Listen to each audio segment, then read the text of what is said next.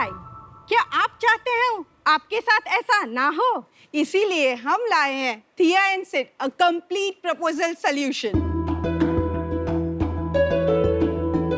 हाय, मैं हूँ अदिति, मेरी उम्र है 36 साल और मैं हूँ फाउंडर एंड सीईओ ऑफ थिया एंड सिड। हाय, मैं हूँ अश्विनी, मैं हूँ 40 साल की एंड मैं हूँ फाउंडर एंड सीएफओ ऑफ थिया एंड सिड। ऑनलाइन जब आप रिंग ढूंढते हो, या तो वो ट्रेडिशनल होती है या फिर बजट के बाहर होती है, पर प्रपोजल के लिए रिंग तो चाहिए, वो भी स्टाइलिश, मॉडर्न, लाइफ टाइम टिकने वाली रिंग। तभी हमें एक बेहतरीन आइडिया आया, क्यों ना एक ऐसी साइट बनाई जाए जहां से यंग बडिंग इंडियन कपल अपने प्यार की शुरुआत कर सके। तो शार्क्स, अगर आप हमारे इस आइडिया में सिर्फ 80 lakh for 7% of our equity निवेश करें, तो हम थिया एंड सिड को एक नई ऊंचाइयों तक पहुंचा सकते हैं।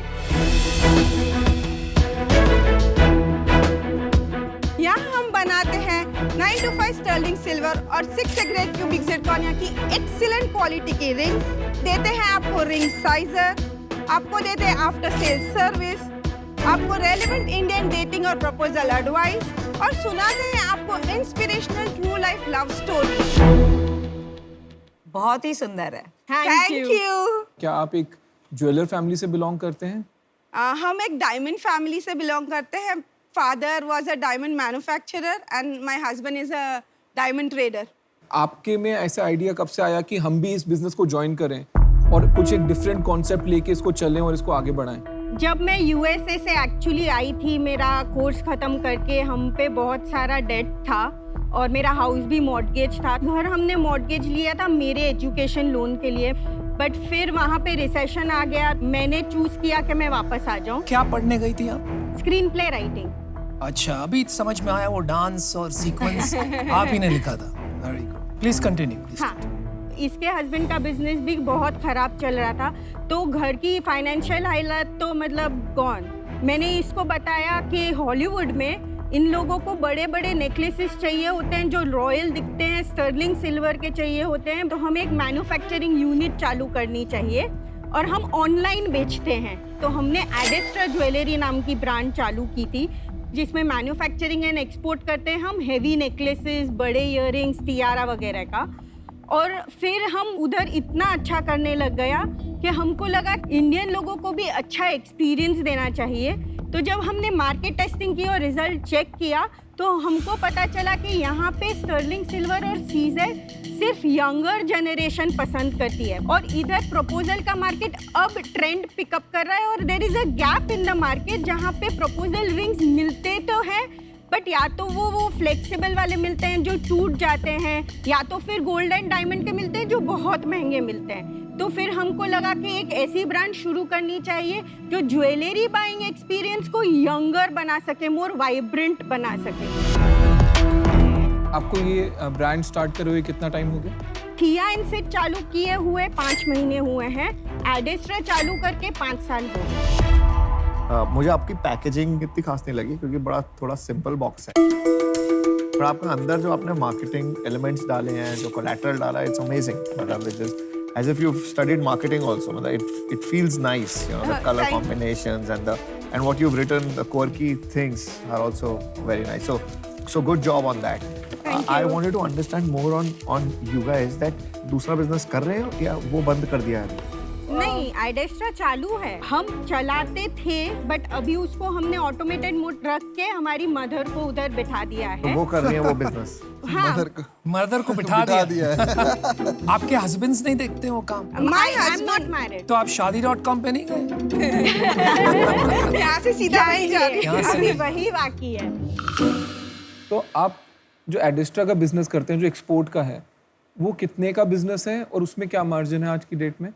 तो लाइफ टाइम सेल 212 CR है। 1 साल का बता। 1 साल लास्ट ईयर का। सो कोविड ईयर का 2 CR था। अच्छा, पिछले महीने का बता दीजिए। 10.5 लाख के आसपास था। सेलिंग प्राइस और कॉस्ट क्या है रिंग का ऑन एवरेज? सो थिया एंड सिड का selling price is somewhere from 1500 रुपए से लेके 6500 रुपए का, और उसकी कॉस्ट प्राइस मुझे बैठती है 350-500 से लेके 850 रुपए तक की। तो आपका ग्रॉस मार्जिन कितना हुआ?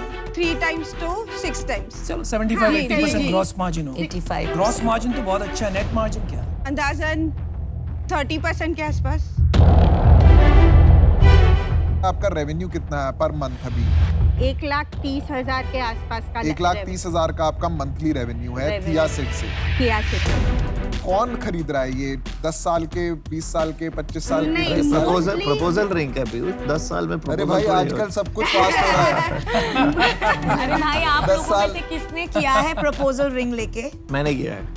हाँ बिल्कुल किया किया है? मुझे भी करना पड़ा। बेंडेड नी? हाँ पूरा पर bended आजकल knee, बच्चे पीयूष? करते हैं। करते हैं। पूरा 10 लेट साल के में चारों ने करते किया है हैं। तो पूरा देखो लेट यही के है। ऐसे करना पड़ा। लेकिन अगर ऐसी रिंग अगर दे दिया होता मैंने तो ना हो जाती। क्यों?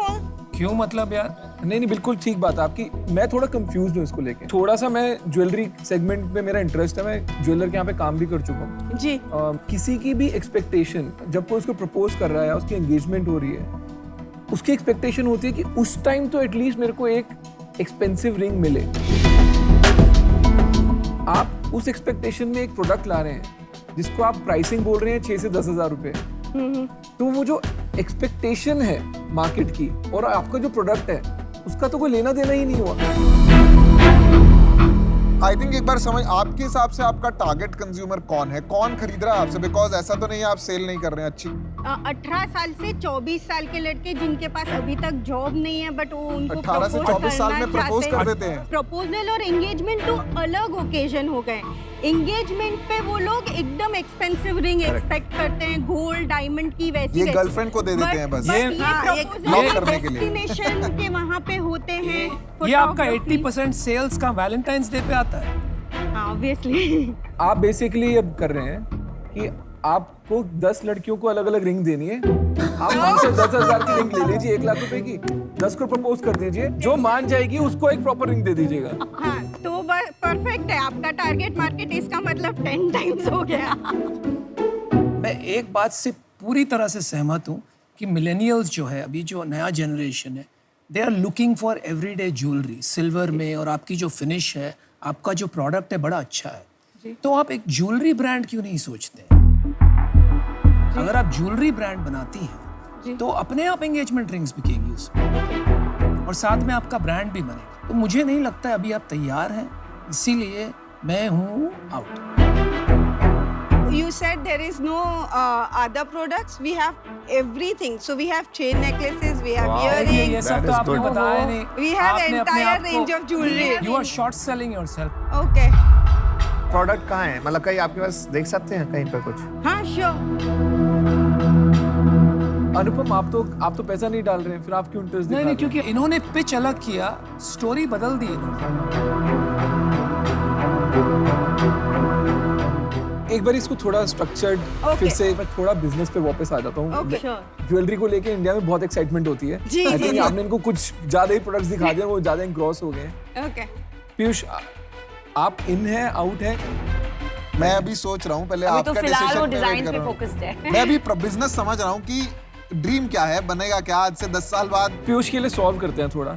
ज्वेलरी जो कैटेगरी है वो एक हाई वैल्यू कैटेगरी है। जी। ये जो आप नया कॉन्सेप्ट ट्राई कर रहे हैं, ये हाफ बेक्ड अटेम्प्ट है। आप एक ट्रायल कर रहे हैं कि अगर हमारे को नए बिजनेस के लिए पैसा मिल गया तो हम पुराने बिजनेस में थोड़ा कम टाइम दे देंगे, पर आप वो पुराना बिजनेस भी नहीं छोड़ पाएंगे जो मेरा आंकलन है। इस कारण से एटलीस्ट मैं आउट हूँ,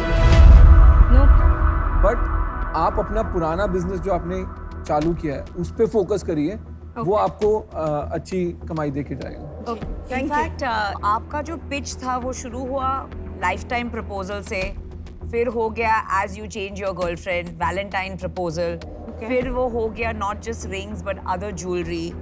तो वो वैल्यू प्रोपोजिशन समझ में नहीं आ रहा है, तो because of this confusion I am out. Actually ये टारगेट ऑडियंस 18 to 24 को ना समझना थोड़ा सा क्या दे आर डिफरेंट। ऑफर कर रहे हो आप? मैं बाहर चला गया था, फिर मैंने स्टोरी पूरी बदल गई। हाँ, अब फिर आपका आ अभी गया। आप आउट ऑफ। देखो एक लाइफ इवेंट होता है, वो एक्सपेंसिव ज्वेलरी एक बार जिंदगी में शादी अलग होता करते है, हो, हाँ। राइट? और दूसरा एवरीडे ज्वेलरी होती है। ये यार बीच में कहीं लटक रहा है, तो आई थिंक वो तैयारी नहीं है अभी तक। मैं भी इस टाइम सर्टेनली आउट हूँ। मेरे लिए पर्सनली ये कैटेगरी उतनी एक्साइटिंग नहीं है ज्वेलरी, तो मैं इसमें बहुत ज्यादा वैल्यू ऐड कर नहीं पाऊंगा विद दैट मच पैशन, तो इसीलिए मैं इसमें आउट हूँ। मुझे लगता है कि आपका बिजनेस मॉडल सॉलिड है। वो टारगेट ऑडियंस खरीदती है, डिफरेंट चीज़ों के लिए खरीदती है, प्रपोजल के लिए खरीदती है, प्रपोजल रिजेक्ट हो एक्सेप्ट हो, लेकिन वो खरीदेगी, ये आपकी सेल सही होगी। बट मेरे को ये बताओ कि मतलब मैं करना भी चाहता हूँ लेकिन मैं नहीं भी करना चाहता हूँ। आप मेरे को कन्विंस करो कि मैं मतलब लास्ट स्टेटमेंट बोलो कि मैं क्यों करूँ और क्यों नहीं करूँ। आई कैन प्रॉमिस हम इसमें जी जान लगा देंगे, मतलब we will not let you down for sure. And आप देख सकते हो कि हमने बिना किसी इन्वेस्टर के खड़े किए हमारा घर भी हमने मॉर्गेज से बाहर निकलवा लिया है। हम पे कोई ऐसे लोन भी नहीं है, कुछ भी नहीं है, और हमने सक्सेस खड़ा कर रखा है। तो ऐसा नहीं है कि हम वापस नहीं कर सकते, हम कर सकते हैं। और हमारे पास full fledged jewellery manufacturing unit है जिसका हम पूरा फायदा उठा सकते हैं।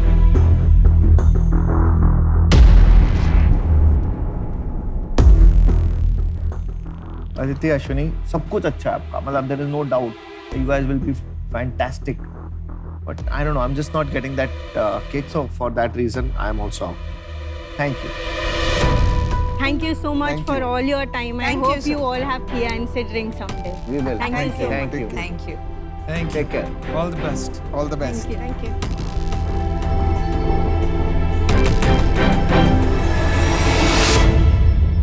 प्रपोजल के लिए people are looking for expensive rings. हाँ, मेरे को पर ये लग रहा है कि these girls will make money, पैसा तो बनाएंगी। पैसा लूज नहीं होगा। लेकिन अमन, I think you can't get over the fact that you did not invest. नहीं, पर आपका गट ऐसे लग इंस्टिंक्ट रहा नहीं है। आया। गट इंस्टिंक्ट इसलिए नहीं आया कि मुझे लगा कि इनकी एक तो थोड़ी आस ज्यादा थी, थोड़ा सा मेरे को वहां पे कंफ्यूजन हो गई। Otherwise it is an investable business. लेकिन सीख इनको काफी मिली यार, तो इतना भी बुरा मत फील कर यार, मेरे को दे दे पैसे।